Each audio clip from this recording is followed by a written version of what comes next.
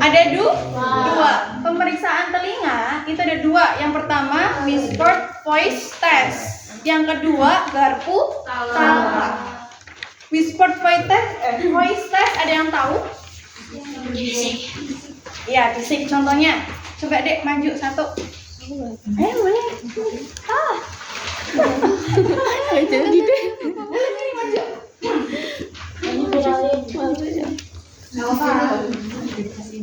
Mau aku nyokot. Nah, ini namanya apa? Otoskop ya. Ini nggak digunakan di whispered voice test. Cuma intermezzo aja. Ini otoskop untuk memeriksa bagian telinga bagian dalam. Mari dilihat apakah ada serumen, apakah ada cairan, apakah ada imam. Gitu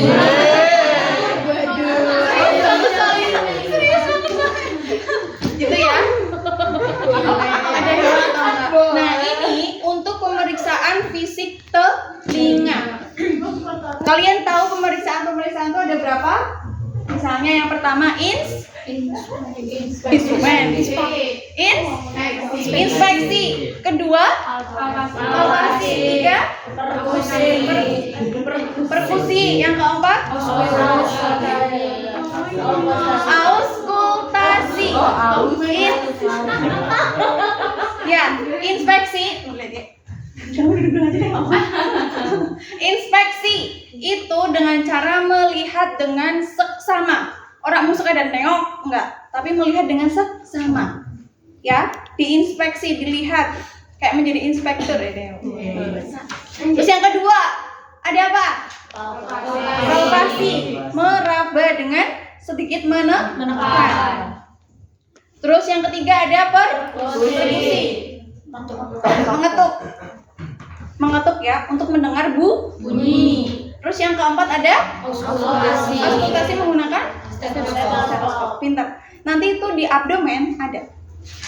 Nah, kalau di telinga mau cuma inspeksi. Kalian mau perkusi apa telinga? Gak bisa ya. Dia diinspeksi menggunakan otoskop. Karena jarak pandang kita itu terbatas.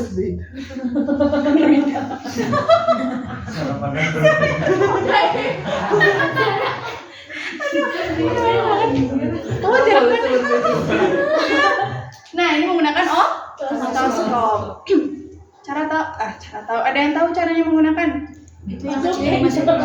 Ya, ini dimasukin ke telinga. Terus ininya dipencet, harus dilihat. Sampai kelihatan nanti serabut rambut siliannya. Gitu ya, pemeriksaan fisik menggunakan otoskop. Terus yang tadi itu kan pertama inspeksi ya dan lain sebagainya. Pas pengkajian. Habis itu sekarang kita langsung menggunakan terapinya. Terapi. Apa sih ini namanya? Praktik pemeriksaannya. Pemeriksaan whispered voice test. Whispered voice test. Malu gitu. Namanya siapa? Leni Ariska tadi yang tadi namanya siapa? Grecia sama Rindu. Cialah. Ada kesana Dek. Nah, begini. Nih, misalnya pasien ya. Pasien ya. Ini misalnya pasien. Sebelumnya ya biasalah template ya, tujuan orientasi. Nah, Indonesia Raya. Selanjutnya tahap kerja. Langsung tadi kan sudah dijelasin kan instruksinya. Kalau semisal nanti ibu menutup telinga. Misalnya mau periksa telinga kanan, berarti yang ditutup kiri. Nutup telinga bukan sekedar plak, itu bukan. Jari telunjuk masukin ke lubang telinga. Jari yang lainnya merapat seperti ini, tutup. Begitu.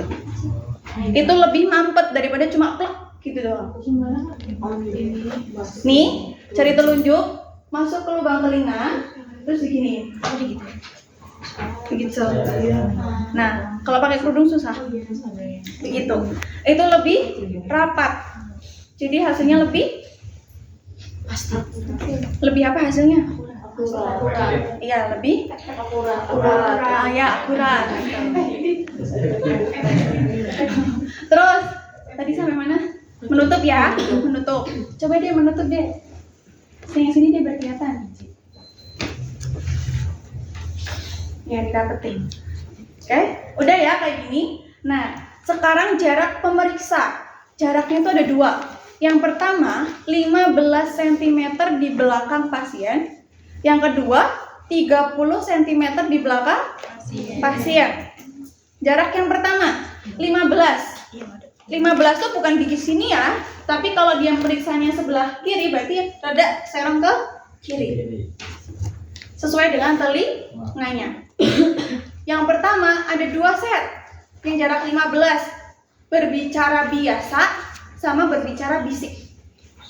Misalnya 235.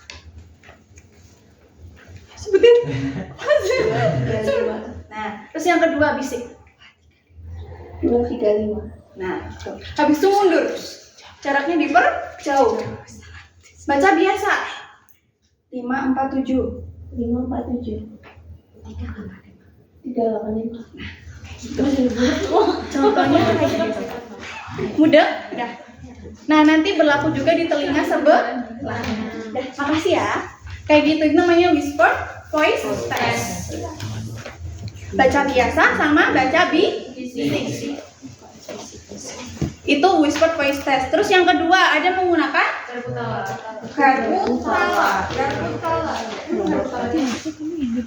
Nah, Garbutala ada berapa? 2. Apa? Sama? Rhine test. Ada yang tahu perbedaannya Weber sama Rhine? Sekarang Weber dulu deh. Weber itu tujuannya untuk pintar. Untuk membandingkan telinga kanan dengan telinga kiri. Cara pelaksanaannya, ini Garbutala digetarkan dulu. Terus baru ditempel ke dahi yang sejejer antara kanan sama kiri. Setelah itu, sebelumnya instruksikan ke pasien. Terdengar atau enggak? Umumnya, normalnya itu terdengar. Dan terdengarnya itu sama antara kanan dan kiri. Mudah ya? Sama. Nah, gimana kalau ada pasien nih yang terdengarnya misalnya lebih keras di daerah kanan, telinga kanan? Maka ada lateralisasi kanan. Nah, kemungkinannya ada berapa di situ? 5. Yang pertama, kemungkinan pertama adalah telinga kanannya itu mengalami tuli konduktif, sedangkan telinga kirinya normal. Yang kedua, telinga kanannya mengalami tuli konduktif, yang telinga kirinya tuli sensori neural. Karena dia besarnya lebih terdengar sangat keras itu bagian kanan. Biasanya yang lebih terdengar keras itu bagian yang sakit atau tuli konduktif. Terus yang ketiga ada kemungkinan iya. Ya, yang kedua tadi apa? Yang sebelah kirinya. Perbedaannya apa sama yang ketiga? Yang kedua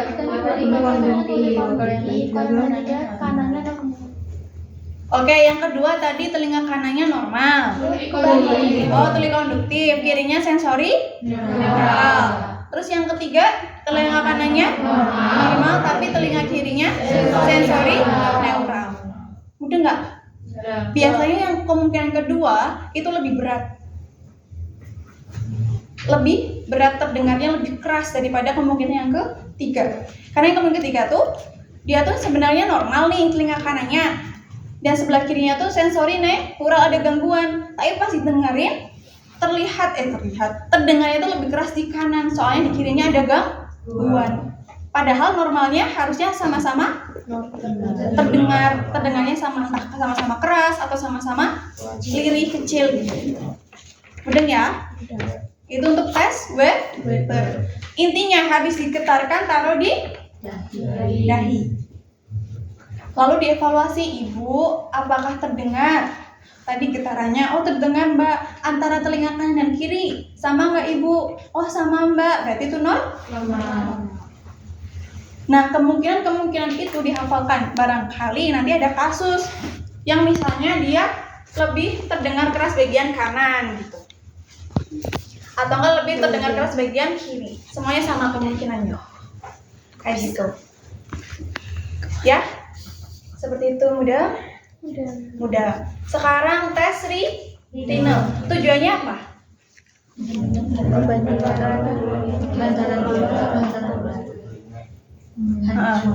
Hantaran udara dengan hantaran tulang telinga. Mudah nggak maksudnya? Nggak mudah ya. Ya udah. Gini, singkatnya, rine itu dia ada 2 gerakan. Coba kalau kayak gini, pusat getaran tuh di sini apa di sini? Di sini kedua. Ini kan? Nah, pada saat melakukan tes rine itu ada 2 tahap. Setelah digetarkan, yang bonggol apa sih namanya? Sini ya, yang bawah ya, yang bawah. Yang alasnya ini tempelkan ke tulang mastoideus, mastoid. Sini atau belakang telinga. Coba cowok ada yang maju. Segera setelah si garpu tala ini digetarkan. Digetarkan langsung tempelkan. Nah, sebelumnya diinstruksikan dulu ke ibunya, Ibu, habis ini saya akan menempelkan garpu tala yang sudah digetarkan ke telinga belakang Ibu. Nanti kalau sudah tidak terdengar, Ibu angkat tangan. Baru tempelkan yang ini ke depan tiang telinga. Jangan sampai nempel ke daun telinganya, jangan. Ke depan, ya. Nah, setelah itu dievaluasi apakah terdengar Ibu. Normalnya nih setelah kan ini digetarkan ke sini pasti terdengar. Nah, setelah nggak terdengar kayak gini, dipindahkan ke sini itu masih terdengar karena sumber getarannya di sini, harusnya masih terdengar. Nah, kalau nggak terdengar itu sudah abnormal atau penurunan pendengaran. Kayak gitu, itu tes rine membandingkan tekanan mah apa yang Newton ya? Hantaran telinga, tulang telinga yang bagian mastoid sini dari udara kan pas belok kayak gini ya, udah nggak kedengeran, terus diganti, oh masih kedengeran karena memang jaraknya lebih dekat antara sini sama lubang telinga kan deketan mana? Lubang telinga. Meskipun yang di sini sudah tidak terdengar, kalau kita didekatkan lagi harusnya masih terdengar. Gitu. Mudah? Ada yang mau nyoba?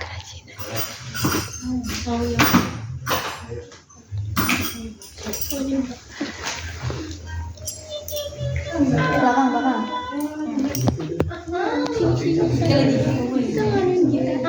Boleh? Coba dong, habisin.